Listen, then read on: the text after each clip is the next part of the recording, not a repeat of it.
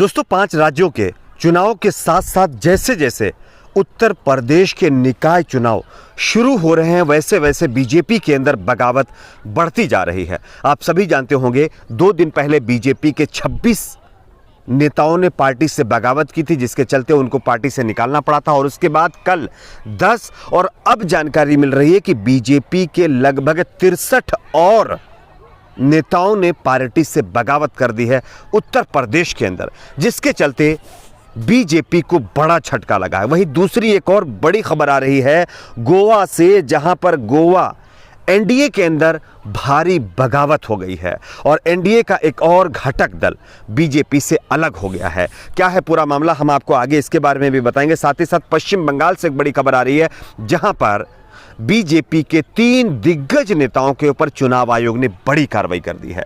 तो इसकी भी हम आपको जानकारी देते हैं। उससे पहले एक छोटी सी रिक्वेस्ट करेंगे दोस्तों, आप इस वीडियो को लाइक करके चैनल को सब्सक्राइब जरूर कर लीजिए। 2 दिन पहले 26, उसके बाद कल 10 और आज 63 प्रत्याशी, कोई छोटे मोटे नेता नहीं, प्रत्याशी बीजेपी के जो हैं वो उत्तर प्रदेश में बागी हो गए हैं।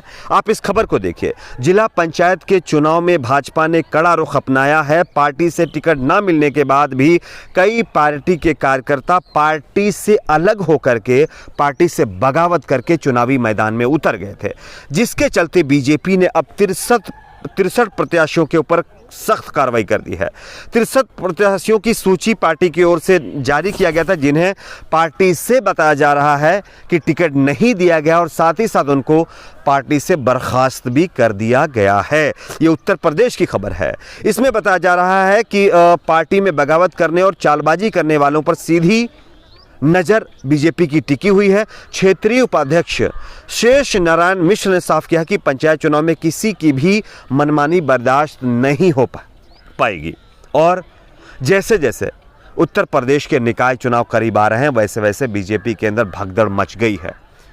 63 दिग्गज नेता और बीजेपी के प्रत्याशी जो कभी बीजेपी के अच्छे प्रचारक माने जाते थे, अच्छे नेताओं में शुमार होता था, उन्होंने पार्टी से बगावत करते हुए पार्टी के खिलाफ चुनाव लड़ने का ऐलान कर दिया था, जिसके चलते मजबूरन बीजेपी को अपने 63 नेताओं को पार्टी से बाहर का रास्ता दिखाना पड़ा है। जिला पंचायत चुनाव में भाजपा बहुत ही सधे पांव रख रही है। टिकट बंटवारे में बड़ों की आंख दिखाने के बाद जो है बगावत करके चुनाव लड़ने वालों पर शिकंजा कसते हुए 63 नेताओं को बाहर निकाल दिया है। तो ये एक बड़ी बगावत बीजेपी के अंदर देखने को मिली है। बात करते हैं अगली बड़ी खबर की। अगली बड़ी खबर गोवा से आ रही है। आप सभी जानते होंगे इससे पहले त्रिपुरा के अंदर बीजेपी का एक अपना घटक दल पार्टी से अलग हो गया। उसके बाद जो है शिवसेना हो और उसके बाद जो एक और पार्टी पीडीपी आप लोगों ने देखा होगा वो अलग हो गई। जम्मू कश्मीर की एक पार्टी अलग हो गई, ठीक है। लेकिन अब जानकारी मिल रही है कि गोवा में एक और एनडीए की साथी ने अपने आप को बीजेपी एनडीए से अलग कर दिया है। गोवा फॉरवर्ड पार्टी यानी GFP के अध्यक्ष विजय सरदेसाई ने नेशनल डेमोक्रेटिक जो है अलायंस एनडीए से अपनी पार्टी के आधिकारिक रूप से अलग होने का ऐलान कर दिया है, ठीक है।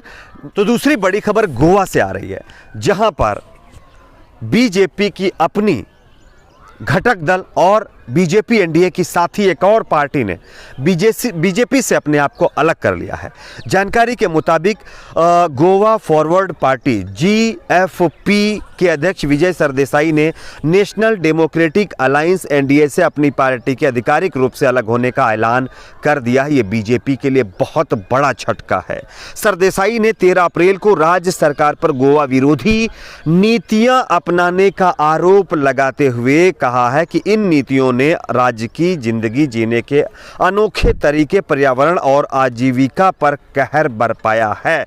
विजय सरदेसाई ने एनडीए के चेयरपर्सन और केंद्रीय गृह मंत्री अमित शाह को एक लेटर भी लिखा है। इसमें सरदेसाई ने लिखा है कि विजय सरदेसाई, इसमें कोई शक नहीं है कि एनडीए के साथ हमारा रिश्ता जुलाई 2019 को खत्म हो गया था और दोबारा विचार की कोई जगह नहीं है। इसलिए अपनी लोकतांत्रिक प्रतिबद्धताओं और गोवा के लोगों की इच्छा को रखते हुए हम एनडीए में अपनी भागीदारी का अंत यानी का ऐलान कर रहे हैं। तो ये बीजेपी के लिए एक बड़ा झटका है। आप सभी जानते हैं कि आने वाले कुछ ही दिनों में यानी कि ये जो 5 राज्यों के चुनाव चल रहे हैं, इसके बाद कई और राज्यों में चुनाव होने वाले हैं और उससे पहले बीजेपी के अंदर भगदड़ मच गई है। बीजेपी का अपना एक और घटक दल बीजेपी से अलग हो गया है, एनडीए से अलग हो गया है। गोवा में जो है एक बड़ी पार्टी बीजेपी का साथ छोड़ चुकी है। अब आपकी अपनी इस पर क्या राय है, आप अपनी राय को जरूर शेयर करिए। बात करते हैं अगली एक और बड़ी खबर की जो वेस्ट बंगाल से आ रही है। आप सभी को पता होगा बंगाल यानी कि सबसे ज़्यादा चुनावी चर्चा में रहने वाला प्रदेश, जहां पर बीजेपी वर्सेस टीएमसी के बीच लगातार कांटे की टक्कर बताई जा रही है। और अब जानकारी मिल रही है कि चुनाव आयोग ने 3 बीजेपी नेताओं के ऊपर बड़ी कार्रवाई कर दी है। पश्चिम बंगाल विधानसभा चुनाव के दौरान अब तक कई ऐसे बयान सामने आए हैं जो चुनाव आयोग के आचार संहिता का उल्लंघन का प्रतीक होता है। पहले चरण में चुनाव आयोग ने सोमवार को सत्तारूढ़ तृणमूल कांग्रेस टीएमसी की सुप्रीमो राज्य की मुख्यमंत्री ममता बनर्जी के ऊपर कार्रवाई की और अब जानकारी मिल रही है कि 3 बीजेपी नेताओं के ऊपर भी कार्रवाई कर दी। पहले इसमें जानकारी मिल रही कि भाजपा नेताओं पर कड़ी कार्रवाई करते हुए बीजेपी नेता राहुल सिन्हा के खिलाफ चुनाव आयोग ने कार्रवाई करते हुए 48 घंटे तक उनके चुनावी कैंपेन पर रोक लगा दी है। यानी कि वो किसी तरह की कोई भी चुनावी जनसभा नहीं कर सकेंगे। राहुल सिन्हा पहले नेता हैं। इसके बाद जो है सुपेंद्र अधिकारी को चेतावनी देते हुए चुनाव आयोग ने नोटिस जारी किया है। इसके साथ ही साथ बंगाल बीजेपी प्रदेश अध्यक्ष दिलीप घोष को भी नोटिस जारी कर दिया गया है। इनसे भी अब सवाल पूछा गया है, क्या जिस तरह की भाषा आप चुनाव में प्रयोग कर रहे हैं वो आचार संहिता का उल्लंघन नहीं है? और ये बड़ा सवाल भी है क्योंकि ममता बनर्जी के ऊपर कार्रवाई सीधे तौर पर हो जाती है, लेकिन दूसरी तरफ सिर्फ एक नेता के ऊपर कार्रवाई, 2 को नोटिस। तो आप समझ सकते हैं हालात किस तरह के हैं। चुनाव आयोग के ऊपर पहले ही ममता बनर्जी के साथ साथ पूरी टीएमसी हावी है। टीएमसी का ये आरोप है चुनाव आयोग जिस तरह से काम कर रहा है वो बीजेपी के इशारे पर काम कर रहा है और इसी तरह से अगर काम करेगा तो ये देश के लोकतंत्र के लिए ठीक नहीं है। वहीं अब 3 नेताओं पर कार्रवाई की बजाय 2 के ऊपर कार्रवाई ना करना ये दर्शाता है कि चुनाव आयोग कितना स्पष्ट है और चुनाव कराने के लिए किस तरह का रवैया अपना रहा है। ठीक है, अब आपकी अपनी क्या राय है? क्या आपको भी लगता है कि जिस तरह से बंगाल में चुनाव आयोग कार्रवाई कर रहा है वो स्पष्ट है? क्या इसी तरह की कार्रवाई होनी चाहिए? नीचे कमेंट सेक्शन में आप अपनी राय को जरूर शेयर करिए। वीडियो को लाइक, चैनल को सब्सक्राइब ज़्यादा से ज़्यादा शेयर करिए ताकि ये इन्फॉर्मेशन दूसरे लोगों तक भी पहुँचे। आज के लिए इतना ही दोस्तों, मिलते कुछ और खबरों के साथ।